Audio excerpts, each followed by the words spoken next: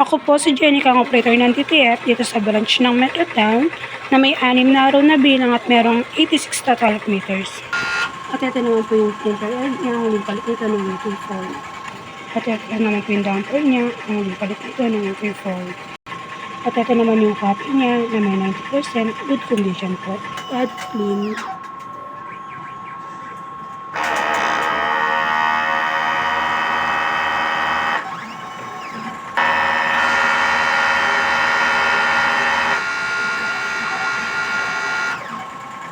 After it, lipunasan natin ang wifi.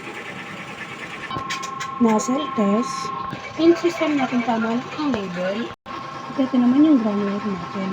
At ito naman yung waste stock natin. Kakalist lang ngayon araw. At ito naman yung EBI natin. Ito yung mga iNews. Stock natin ng DTF powder, DTF pen.